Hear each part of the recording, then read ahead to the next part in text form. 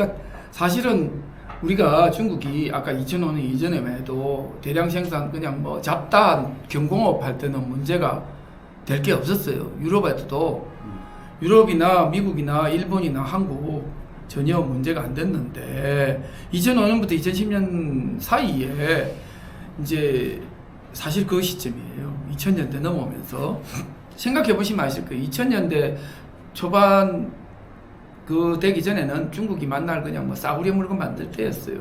장난감. 그러니까 신발, 그렇죠. 뭐 옷 이런 거 만들었죠. 근데 그때부터 이제 문제가 된 게 뭐 조선이니 자동차니 뭐 기계 이런 거를 만들어 되기 시작을 하면서 그러니까 이제 중국이 제조업 패권을 획득한 게 결국은 단순하게 제조 패권이라는 게 대량 생산품을 말하는 게 아니에요. 지금 말하는 게 그 저기 중화학공업, 그 다음에 기계공업, 그 기간 산업이에요. 특히 기간 산업, 자본주의에서의 자본재 시장을 장악하기 시작한 거죠. 자본재 시장인 게 중요한 거예요. 그만큼 어차피 생산을 위한 생산이니까 우리가 보통 저기 공부할 때 1부문, 2부문 이야기하잖아요. 그러니까 2부문이죠, 2부문. 그래서 잠깐만요. 여보세요?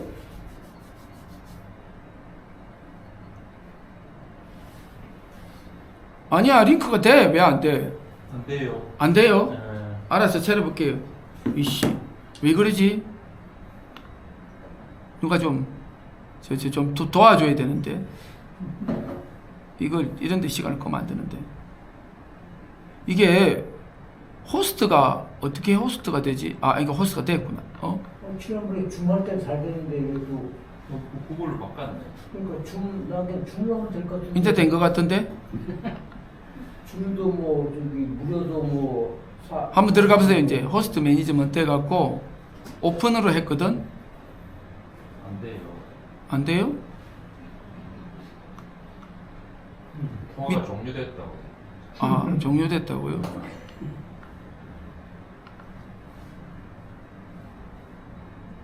다시 올려요.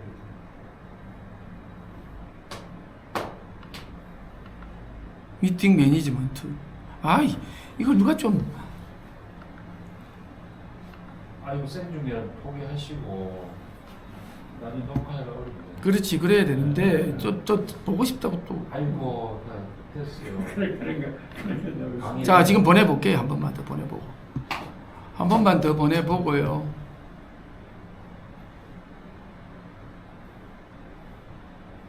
어디 갔네? 우리 지도사님이 계시야. 통보가 종료됐대. 아, 그래요? 응. 내가 뭔 잘못했다고. 중으로 해 중으로. 줌으로 잘 했는데 왜 또 바꿔? 돈 주고 산 거라니까? 아니 산 아이고 건데 안 되는데 뭐. 안 되는데 뭐저 줌으로는 무료로 다 40분만에 끝내면 되네. 새로 그러니까. 줌 해가지고 뭘 오래 하려고 40분 빨리 끝나고. 질문은 나중에 막걸리 마시면 지금 뭐. 정답이에요, 정답. 새로 해볼게. 자, 이제 한번 들어가 보세요. 되는가?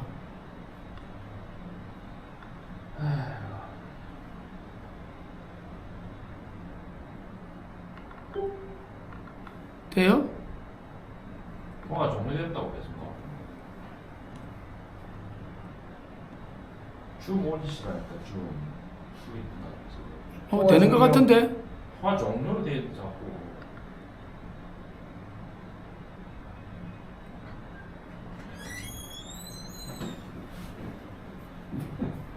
아이고, 몰라, 나도. 그냥 가자. 4시에가 오셔야 되겠네. 아니, 구글이 안 된대 밑에가. 구글 밑에가 안 된대. 뭐 통화 종료라고 나온다. 그냥 짜증나. 그냥. 그냥 할래. 어쨌든 할래. 자, 계속 할게, 이제부터. 아까 다시 돌아가서, 여기 지도를 보시면, 지도가 아니라 그 그림표를 보시면은, 이 크로스하는 지점이 2010년이에요. 그리고 그래프가 팍 꺾이는 게 2005년이죠. 그렇죠? 밑에 게 중국선이에요.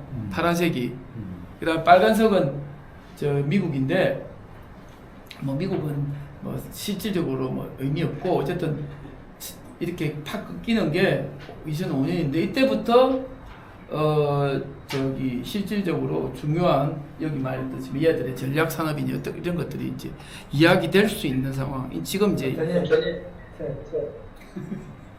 어땠다? 아 그래요? 몰라 나도.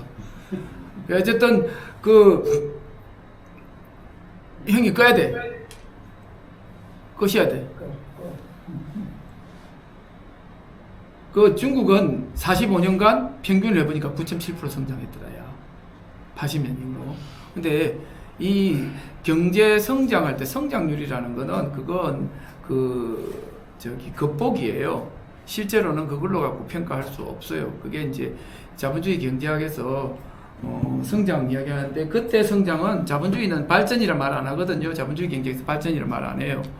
왜 성장을 이야기하냐? 성장은 그 인플레를 어느 정도 그 인플레가 아니지 성장을 통해서 그 저기 뭡니까 그걸 제어하는 정도예요. 그 실업을 제어하는 정도에서의 성장을 필요로 하고 그래서 한 3% 미만의 성장률 보통 1%에서 3% 사이의 성장률을 가지고 그 사회 시스템이 여하히 돌아가고 그렇게 한다라고 하는데 뭐 그거 가지고 이야기할 수 있는 거는 없어요. 우리나라가 예를 들어서 전번에 말했던 게 그 90년대부터 지금 25년 지금 현재까지 보면은 한 35년간 전에 말했듯이 실질 성장은 10배 이상 했단 말입니다. 10배면은 1년에 제가 전에 계산 간단하게 드렸잖아요. 7% 성장해야 된다고. 왜냐? 7% 성장하면 10년이면 2배 뛰어요. 10년을 3번 뛰면 어떻게 됩니까? 2배를 3배 뛰면 8배 되죠. 그랬을 때 10배가 뛰는 게 35년 만에. 간단한 계산이에요. 1년에 7%의 현실적인 성장이 있었다는 건데 그 성장에 제가 이야기했던 게 세 가지 개념이 있다. 성장이 그 자본주의에서 말하는 일반적인 성장률로 성장하는 게 있고 그게 아니고 두 번째는 옛날에 그 보면은 브라자 협정에서 나오는 환율 변동. 절상에 의한 절상을 했는데 버티면 성장이 된 거예요. 황당하게도. 환율 변동을 했는데 사회 자체가 그냥 돌아가면 돼. 그 상태로 망가지는 거고 안 망가지고 버티면은 일본, 독일은 그만큼 GDP가 미국에 대비했을 때 확 뛰는 상태로 버티는 거예요. 그 다음에 마지막이 뭐냐? 인플레는 됐는데 환율이 변동 없을 때 임금 인상은 됐는데 이번에 미국이 케이스예요. 대표적인 케이스가 환율 변동 없이 인플레만 발생하면은 그것도 성장이야. 겉보기 성장이야. 겉보기 성장 똑같아. GDP는 그만큼 오른 거라고요. 그런 상황이 벌어져요. 근데 그게 이제 내부적으로 그걸 버틸 수 있느냐 하는 게 이제 문제가 생기는 거죠. 어쨌든 그렇든 말든 중국은 실질 성장이 뭐 45년간 이 정도 했으면은 뭐 거의 한 뭐 50배 정도 성장했겠네요. 50배, 100배 정도. 그 의미가 없어. 낮은 수준에서는 솔직히 말해서 생각해 보십시오. 우리나라가 1980년하고 비교해가고 지금 어떻다 이야기할 필요가 없어. 1980년대 초반에는요, 우리나라가 태국, 말레이시아 수준이었거든요. 그러니까 비교 대상이 안 돼. 비교 대상은 우리가 87년 이후 상황에서 지금까지가 어느 정도 변했느냐가 의미가 있어요. 그래서 여기 보시면은, 아이고, 넘어가 버렸다. 현재 세계 그 중국이 가지고 있는 제조업 규모가 미국이 1.6배, 수출액 1.5배. 이거는 별 의미가 없는 거고요. 아까 말했듯이 부가가치가 10년에 추월했고, 그 다음에 제일 중요한 게 대량 생산 제품의 공급 막장. 이건 별거 의미 없어. 이거는 뭐 저개발국한테도 다 팔아제끼고 세계 전체적으로 다 팔아제낀다. 뭐 보통 대량 생산 제품은 중국만 파는 것도 아니고 인도네시아도 팔고 인도도 팔고. 인도도 만들어서 팔고 베트남도 만들어서 팔아. 독보적인 건 아까 말했다시피 그 레벨 한 단계 위에 아까 말했던 생산재를 팔기 시작했다. 그걸 지금 세계를 장악하고 있는 거예요. 그게 문제예요. 중국의 패권, 제조업 패권은 생산재에서의 제조업 패권, 이 문제가 되는 거예요. 그 앞에 거는 의미가 없어. 그래서 보시면은 자 글로벌 점유율 보세요. 전기자동차, 태양광, 풍력, 드론 뭐 이런 부분에서 일정 분야에서 세계 경쟁력을 차지하고 있다. 제조산업에서 히토류, 기계설비, 화학공업 이런 것들을 포함해서 가공과 조립 모든 분야에서 그러니까 하이라키를 다 갖고 있는 유일한 나라야. 거꾸로 말하면 소재부터 시작해서 완제품까지 만들 수 있는 나라가 지금 현재는 중국이 유일해. 다른 나라들은 중국에 일정 부분 의존을 해야 돼. 그 하이라키 안에서. 그래서 뭐 보면은 벤츠, 지리, 뭐 자원의 소비 독점. 지금 문제가 지금 보면은 5년부터 11년 사이에 중고기술 제조업 비중이 39%까지 증대했다. 전체 제조업 중에서 39%가 지금 저 부분이 차지하고 있는 거예요. 중국의 부가가치 중에 일반 대량 생산 제품은 61%, 39%는 고부가가치, 아까 생산재. 저게 무서운 거예요. 이전하고 다른 점이에요. 그래서 이게 이제 이런 식으로. 근데 거기에 여기 보면 미래 전망에 보면은 서구 선진국의 탈제조업 가속화와 비교되는 것이다. 이거는 지가 하고 싶었던 게 아니고 독일 같은 경우는 절대로 탈제조업 하고 싶지 않아. 절대 하고 싶지 않아. 영국도 하고 싶지 않아. 일본도 하고 싶지 않은데 강제로 탈제조업 당하고 있는 거지요.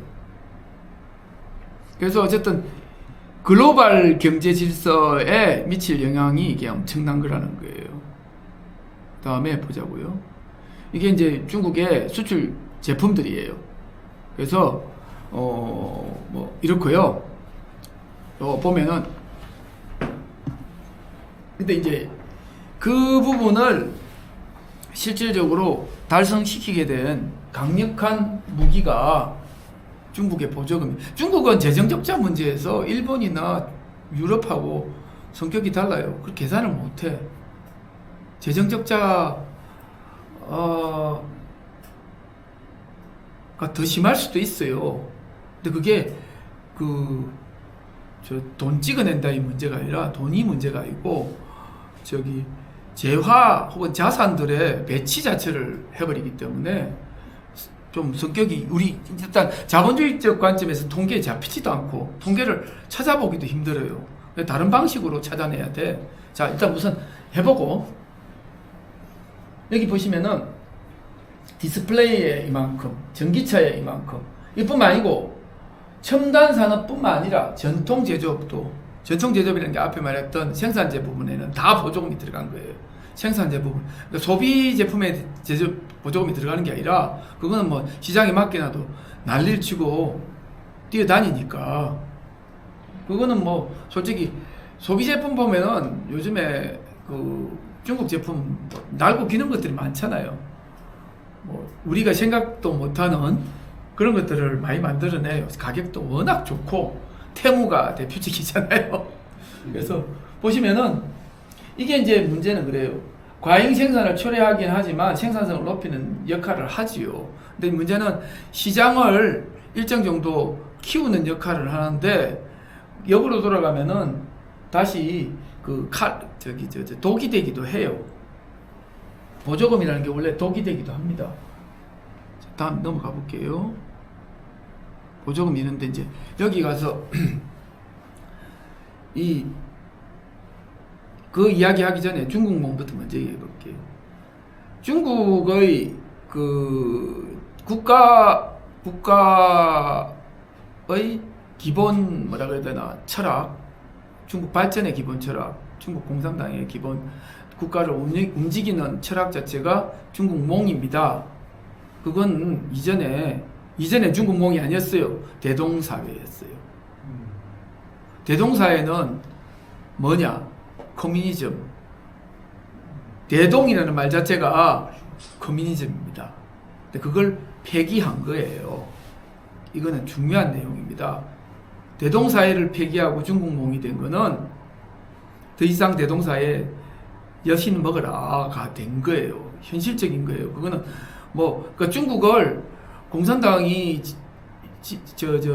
컨트롤하고 있으니까 공산주의 국가 나중에 언제든지 갈 수도 있지 않나 어쩌고 저쩌고 하는데 그건 모르겠고요.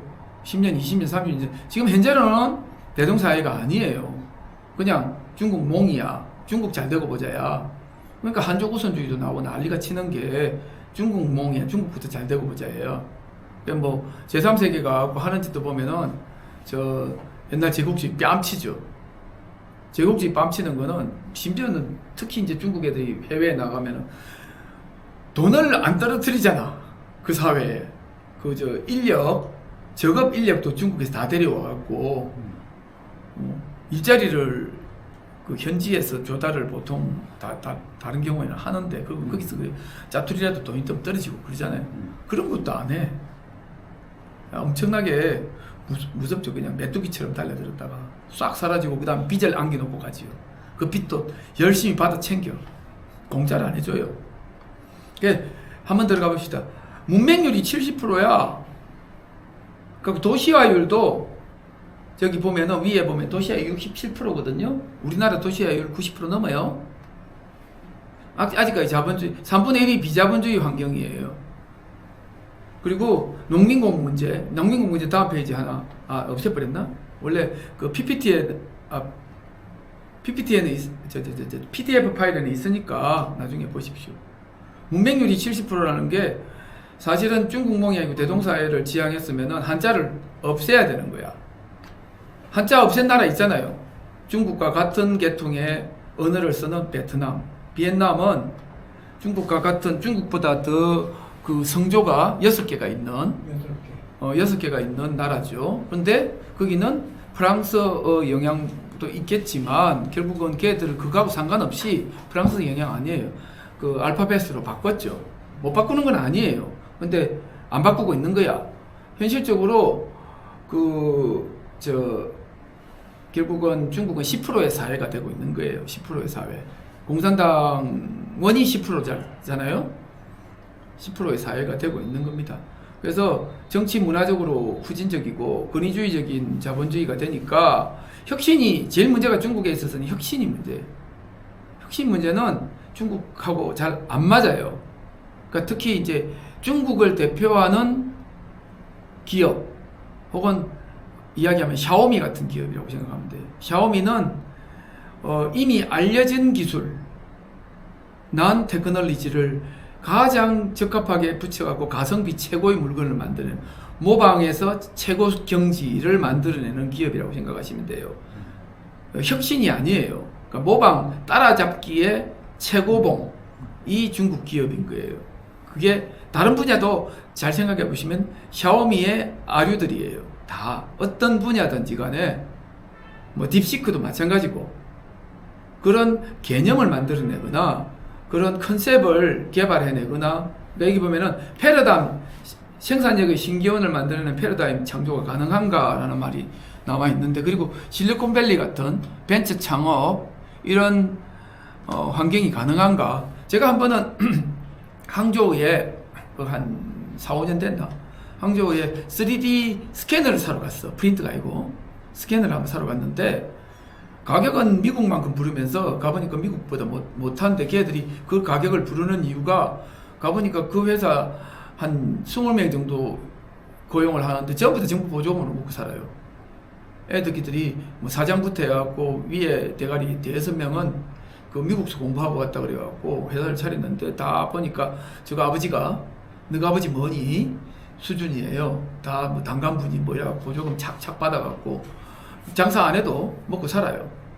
그런 상황에서 결국은 물론 퍼포먼스를 많이 내는 DJI 같은 경우는 사실은 뭐 대단한 기술을 갖고 있는 회사이기도 하지요. 불평등한 사회 요거는 참조하십시오. 지금 21년이 됐더니만 상위 10%가 더 늘어나고 있고 하위는 저렇게 줄어들고 있더라. 더 좋아지지 않고 그러니까 90년 대비라서 그런데 뭐 그렇습니다. 어쨌든 포용적인 건 없다라는 거고요. 그 또 한 가지는 보면은 상해나 이런 저기 지역은 소득이 이게 이제 12,000불 이 정도 이야기를 하고 있는데 여기 임금은 강 건너 강 건너가 이제 바다 건너 대만에 비해서 결코 낮지 않아요. 대만도 그 1인당 GDP는 높지만 임금은 되게 낮아요. 현실적으로. 그래서 대만하고 상해나 절강 뭐 이런 데 바로 건너편의 소득 격차가 별로 없어요. 그런데도 불구하고 그 지금 이 상태로 진행을 한다고 해가지고 뭐 특별하게 다른 예를 들면 대만이나 한국에 비해서 그 임금적인 부분에서의 이점 이런 게 많지는 않은 거예요. 도리어 이제 뒤로 가면은 밑에 5개는 하위 5개거든요. 27위 이래가지고 31위까지. 하위는 이렇게 상당히 많이 낮죠. 4배, 4분의 1 정도밖에 안 되잖아요. 이런 상황에서 이런 데다가 투자를 해가지고 이런 데서 제조 뭐 투자를 해서 거기에 생산성을 올리거나 할 여지는 또 있죠. 근데 이제 중국이 자꾸 농민공이 있네. 안 없었구나. 농민공이 2억 9천.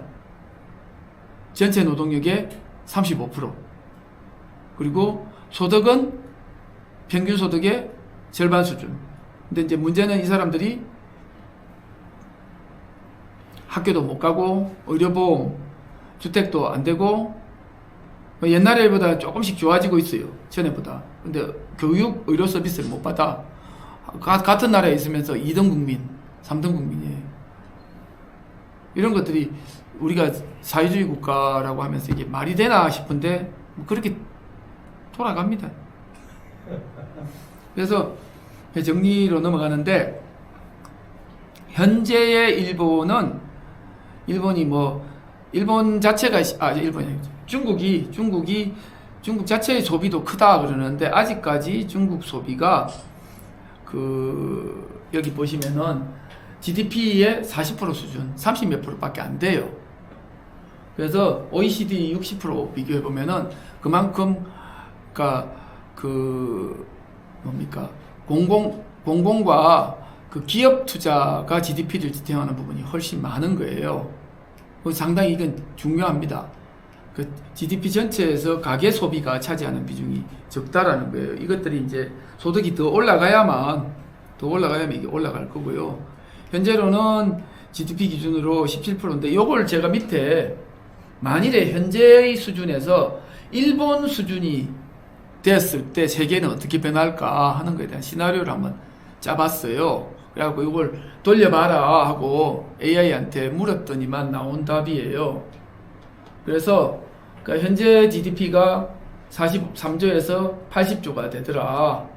그렇게 되면 어떻게 되느냐? 미국에 대비했을 때 저 정도 되고 전체 GDP 22%를 점유해요. 생각보다 안 많죠. 아까 제가 요거 이야기할 때 미국이 영국을 압도할 때 세계 GDP의 40%를 점유했다고 그랬잖아요. 그리고 또 한 가지는 가계 비중이 일본 수준 55%로 올랐을 때 이제 저만큼 국내 소비가 생길 거다라는 거예요. 그래서 이제 요 빨간 게 일본 현재는 요 파란색이 요 정도 GDP인데 나중에 일본만큼 되면 요만큼, 그다음에 미국이 이만큼, 일본이 이만큼의 차이를 보일 거다라는 거예요. 그래서 사실 이제 요 부분 중에서 중국이 치고 올라오는 건 사실인데 치고 올라온다라고 했을 때 아까 제가 이제 요거 이야기하면서도 이제 그 결론인데 힌트가 이미 나갔다고 생각해. 중국이 그냥 치고 올라오는 거지. 중국이 패권을 잡을 수 있느냐 하는 문제는 또 다르다는 거예요. 오늘 결론이 이제 사실 패권 이야기 아닙니까? 그러면은 이 전체적으로 이야기는 그렇잖아요. 일본, 유럽이 약진했다가 지금 몰락했단 말입니다. 그러면서 제조업 패권은 중국으로 넘어갔는데, 그래서 여기 보시면은 많은 분야에서 산업 경쟁력을 주요 선진국들이 잃었다고요. 그 바람에 세수가 안 들어오니까 재정 적자를 초래한 거고, 실질적으로. 그거를 해결하려면은 생각보다 엄청난 노력을 해야 돼. 왜냐? 들어오는 건 적으니까 쓰는 것도 적게 써야지 뭐. 안 그러면은 파탄이 나는 거예요. 근데 현실적으로 그 파탄을 해결하기가 어려워요. 일본은 아예 불가능하고 미국도 쉽지 않을 것 같고 유럽은 지금 봐서 뭐 만만치 않네요. 그래서 결국은 부가가치 증가 없이는 재정기세 벗어날 수 없고, 그리고 아까 말했던 미국 인플레는 특이 상황이라서 미국이 이 문제로 인해 갖고 환율 조정 가능성이 있다. 전번 시간에도 이야기했잖아요. 전번 시간에 환율 이야기를 했잖아요. 30% 떨어질 수도 있다. 옛날에 브레튼 우즈, 닉슨 쇼크, 프라자 협정 같은 경천 동지안 사건이 일어날 수도 있다예요. 왜냐? 유럽에 비해서 임금이 1.5배, 1.6배 높다는 거예요. 소득이 높다는 거예요. 전체적으로 1인당 소득이. 그럴 만한 아무런 이유도 없는데, 내부적으로 생산성이 높은 것도 아닌데, 그럼 제조업 못하는 거야. 아무리 리쇼어링을 해도 사람 안 쓰고 뭐 예를 들어서 그냥 로봇만 가지고 돌아가면 모르겠는데, 사람을 리쇼어링 하라는 이유가 사람 쓰라고 또 리쇼어링 하라고 하는 거잖아요. 지네 나라에서 그냥 만드는 것만 팔기 위해서 오라고 하는 게 아니라 사람 쓰라고 하는 건데, 사람을 쓰려고 하니까 유럽에 가는 것보다 임금이 1.5배면은 갈라 그러겠어요. 그렇지 않아도 비싼 데다가. 그러니까 결국은 환율 조정 가능성이 있는 거예요. 그리고 그게 단순하게 그 임금만의 문제가 아니라 재정 적자 문제와 관련해서도 환율 조정 가능성이 있어요. 그래서 앞으로 화폐 전쟁이 충분히 예상되고요. 그리고 보시면 이제 마지막 이야기가 통화 패권 이야기예요. 이 이제 제조업 패권하고 통화 패권 또 다른 이야기예요. 제조업 패권에서 지금 단계가 제조업이라는 게 아까 말했다시피 소비재를 장악하는 것, 그 다음에 생산재를 장악하는 것, 그 다음 레벨이 뭐냐? 첨단 부분을 장악하는 거죠. 혁신을 리드하는 것. 그거는 중국이 아직 갈 길이 멀어요. 그건 현재로 봐서는 현재 중국의 시스템 자체가 거의 불가능할 것 같아. 그건 쉽지 않아요. 치고 올라온다고 그리고 또한 한 가지는 미국이 그걸 지키려고 또 난리를 치고 있잖아요. 미국만 그런 게 아니라 다른 나라 유럽이나 한국도 마찬가지지만 유럽 같은 경우도 여기 보시면은 ICT, AI, 반도체, 군수산업 이걸 지키려고 해요. 특히 첨단 부분은, 그리고 또 첨단 부분이 되려고 그러면 아까 말했다시피 시스템적으로 벤처가 나올 수 있는 환경, 그런 것도 중요하고요. 근데 어쨌든 단순하게 통상 네트워크로 볼 때는 달러 패권이 위험하긴 한데, 완전히 전체적으로 그 기술적인 패권, 여기 보시면은 한번 보십시오. 세 번째 줄에 미국의 압도적인 생산력에는 새로운 생산 방식, 이게 이제 흔히 말해서 뭐 인더스트리 2.0 이야기를 하는, 지금도 인더스트리 2.0의 영향 하에 있거든요. 4.0 이야기하고 있지만 그 뭐냐? 대량 생산 방식입니다. 포디즘, 테일러리즘이에요. 대량 생산과 동시에 대량 소비죠.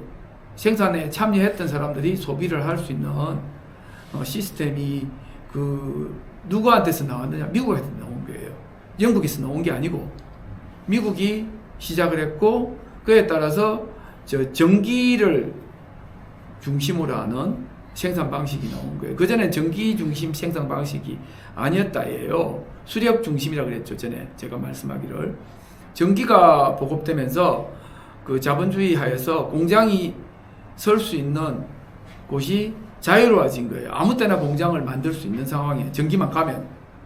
그전에는 그 수력을, 전기 기관을 하던 수력을 통해서 쓰던 전부 다 물이 있어야 되고,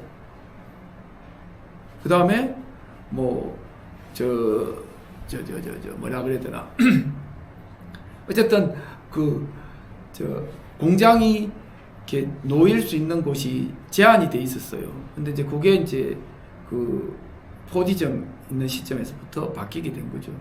중국은 그러면은 이런 것과 관련된 새로운 생산 방식을 갖고 올 만한 포텐셜이 있어 보이냐? 지금은 전혀 안 보이고요. 앞으로 어떨지 모르죠. 앞으로 어떨지 모르겠는데, 그런 관점에서는 패권의 이동이라는 게 쉽지가 않을 것 같다. 특히 첨단 부분에서 압도적인 중심이 될 것 같지는 않고, 물론 시장은 이제 압도적이죠. 10억이라는 시장은 나머지 전부만큼보다 커요. 현재 생각해 보십시오. 미국이 3.5, 유럽이 한 비슷한 수준, 그 다음에 일본이 1.2억, 1.3억, 뭐 한국, 뭐 호주, 대만 이런 거 딸딸 들어봤자 10억 안 돼요. 그러니까 기존의 선진국 시장이라고 할 수 있는 자본주의에서 대량 소비를 제대로 해내는, 혹은 그 시장만큼의 시장이 하나 더 생기는 거니까 엄청난 시장인 거죠. 그래서 그걸로 시장으로는 압도할지 모르지만, 특히 이제 여기 보면은 선진국 생산과 중진국 생산의 구분. 그러니까 인도는 죽었다 깨어나도 중국 못 따라간다 하는 이야기를 하는 게, 걔들이 생산자에 만들어낼 수 있는 시스템 자체가 안 돼 있고, 그걸 할래야 할 수도 없어요. 근데 이제 유일하게 생산자를 만들어내는 나라로서 중진국을 뛰어넘은 나라가 결국은 한국이고, 산업혁명은 제대로, 그러니까 우리가 산업혁명 이야기하면은요, 인구 5천만 이상에서는 6나라밖에 안 돼요. 영국이 1750년대에 했고, 그 다음에 1800년대 초반에 프랑스, 미국이 하고요. 1800년대 말에 독일, 미국, 이탈리아, 독일, 이탈리아, 일본이 해요. 미국은 앞에 했고. 그렇게 되니까 6개밖에 안 돼요. 이탈리아 빼면은 G5인 거예요, 그게. 원래 G5다가 G7으로 바뀌었죠. 이태리하고 캐나다가 들어오면서. 실제로 그게 답니다. 5천만 이상의 산업혁명을 제대로 한 나라는. 근데 이제 옛날에는 5천만만 돼도 자본주의가 지원차 시장으로 굴러갔는데, 지금은 적어도 1억은 돼야 굴러간다. 자기 시장이. 그런 이야기를 하거든요. 그래서 이제 사실은 EU가 합친 것도 시장이 작아가지고 합친 거고. 그러니까 이제 처음 합쳤을 때 한 2억 정도 되는 규모가 됐죠. 이제 한국도 결국은 앞으로는 일본하고 수평적인 수직적인 게 아니고 수평적 분업을 해야 돼. 한국이 현실적으로 수평적 분업을 하는 방향으로 가야 되고요. 거기에 대비했을 때 중국도 제조업 분야에 있어서 이걸 그 중진국 레벨로 볼 수 없는 게, 아까 말했듯이 상위 제조업, 생산재를 생산하는 나라이기 때문에 그런 측면에서 보면은 선진국 레벨에서 이야기를 할 수 있는 거예요. 강력한 경쟁자이자. 그래서 그런 부분에서 보면은 앞으로 그 통화도 통하지만 생산에서는 뭐 어디로 튈지 모르겠다 할 정도로 뭐 경쟁이 치열하지 않겠습니까? 그래서 어쨌든 패권은 당장 바뀌는 건 아니지만, 패권 문제에 있어서는 결국은 제가 오늘 결론적으로 이야기 드린 거는, 중국이 제조업 패권을 했는데 첨단 부분은 아직 안 가져갔기 때문에 현실적으로 좀 그 압도적인 패권을 예전에 미국이 영국한테서 가져오는 그 시점까지는 아니고, 예를 들면 도리어 영국하고 독일이 경쟁하는 그 수준으로 나아갈 것이다 라는 생각을 합니다. 이상으로 정리를 하고 끝내겠습니다.